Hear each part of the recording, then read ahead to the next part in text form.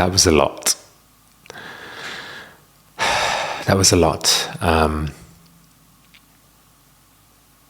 So I just want to say that I do completely accept responsibility for what happened. I was fighting, and I shouldn't have been, and it's not in my character at all to do that. It's not something that, you know me. I'm not. I've lost my temper maybe a handful of times in my life, so it's not a regular occurrence for me.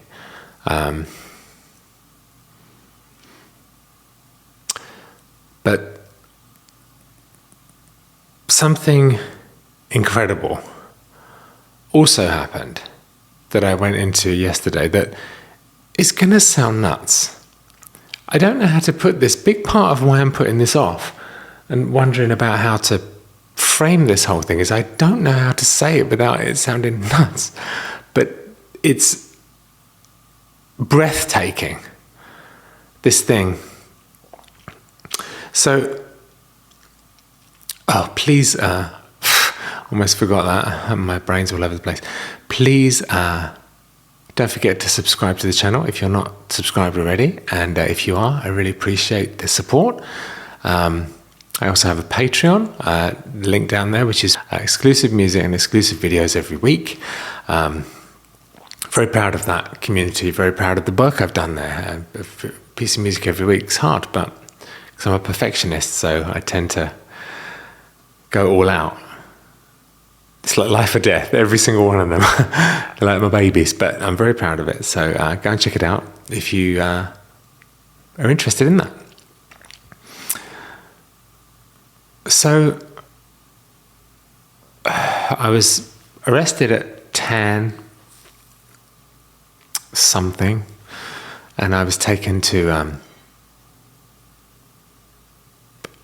a police station a little way away, which I guess is where they took my stuff out of my pockets, and they put me in a little cell, and I was sitting there sort of contemplating my life, freaking out, just like, how has this happened? Like, how have I let my emotions put me into a situation like this, where I've been angry and I've been,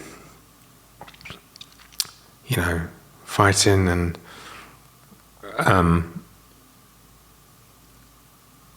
not like me at all, very out of character, but I was pushed.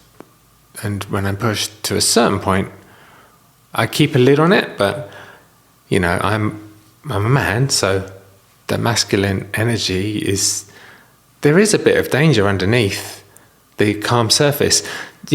Being a man is about harnessing that energy, pushing that energy down. It's not about not having it. It's about pushing it down and controlling it. Not pushing it down, but controlling it and sitting on top of it and managing to keep it together most of the time. So I fully accept responsibility for that. So I'm in the cell, freaking out. And I wonder, I found a little token on the floor that I put in my shoe, but I think I won't have that anymore because I took my shoes off after. But so I'm sitting in there freaking out, and I'm getting panicky because I don't like being closed in, and I'm starting to feel that just, that overwhelming feeling of dread and panic attack. And then I just remembered, wait, you've always got access to all that stuff you've learned from developing it's a combination of sound, music, and writing is the whole thing that I've been doing. And I've got a meeting with my therapist tomorrow, and I'm going to talk to her about making sure I get the connection with EMDR and the binaural beats, because that's the fascinating thing, is connecting the frequency of the EMDR and the binaural. I don't want to get too much into it because I don't want to say the wrong thing. I want to make sure a professional agrees. But I'm telling you, it's miraculous. So I sat there and I just recalled the last piece I did, which was a 432 hertz piece, which is the sound of the universe, the sound of nature, just vibration of nature. And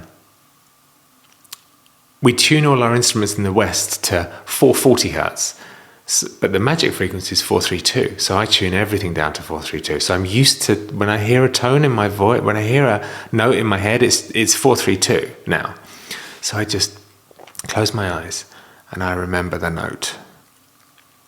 And I have it, because I've been working on this, I have it left and right vibrating at the frequency that I remember, which is that particular one I wrote was to calm me down. And I've been experimenting on myself. So sure enough, the anxiety just dissipates. I'm just remembering, because it's stuck in my head because I've been working on it for so long. Especially this piece, because this is one of the early pieces that I want to showcase. And anyway, so I, from muscle memory, remember that. And gradually it just dissipates and just calms.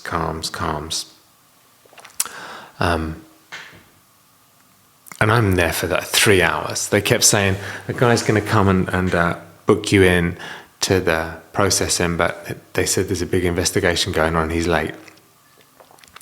And I was in there for 3 hours, and I just kept, the whole time, just sitting with my eyes closed, just remembering that note and that pulsing frequency, the certain frequency that I've developed over weeks of like studying and experimenting. So it's in my head. And I swear to God, I started to feel happy in that situation, like at peace. Perhaps not happy, more like content, just like serene almost. It was so strange. But I'm used to it, because when I'm working on the piece, it does it to me. There's some magic to this. And I'm not claiming that, I invented it, I've developed it and I've honed it down, but this comes from ancient texts of the certain frequencies that are the different chakras. And it sounds hippie. I'm not naturally that kind of person, but I can't deny when I do this, it works miraculously, and it's crazy. So I used it. Someone said in the comments, why didn't you use it when you were in the fracas? And I have to admit that I was, I'm not perfect by any means, as you know. I'm working on myself, and I fall short all the time. But when I do this, it's not failed me yet, even in that situation. So I'm remembering the piece, the pulsing and the 432 hertz. And then eventually they come in and take me to booking. And they handcuffed me really too tight. I have to say, the police officers were actually really great. They were friendly and nice, and they all said, "This shouldn't have been you, we got." But I was the one that did the most damage, so they were compelled, they have to take someone in. Oh God, it sounds like a 16-year-old. Jesus Christ. I'm nearly 50. And this is what I'm doing. I'm so stupid. Anyway, so they put the handcuffs on too tight, and they're like, we're taking you to X jail, which is notorious. It's notorious. I've heard of it. It's in gangland. So once again, in the car, they put you in, like you have to dip down, and the belt goes across, and I've got my hands in the cuffs too tight, and they're going really fast. Friendly, but really too fast. And I just, every time I freak out, because I'm claustrophobic anyway, cuffs are too tight, I'm stuck in the back, and I come back to 432 and the pulse. I'm going to unveil all this, so you will understand this eventually, what I'm saying, and you're going to go, whoa. I know you are, because of what I'm about to tell you in the next bit of this. But I'm going to leave it there now, because I haven't slept, and I feel like I'm not doing it justice to this video, because I need to be fully present when I tell you about the next bit, because the next bit's mind-blowing. Mind-blowing. So that's where we are, in the car. Handcuffs too tight. freaking out, panic attack. Close my eyes, 432 in the hertz. And it's a frequency that I've come up with for over months of. This instrument here is from 1969, and that's what I use. There's some magic to that particular synthesizer. Can you see? So I use that, and there's got some warmth and some humanness. It's not digital, it's analog, so it's warm valves making this sine wave.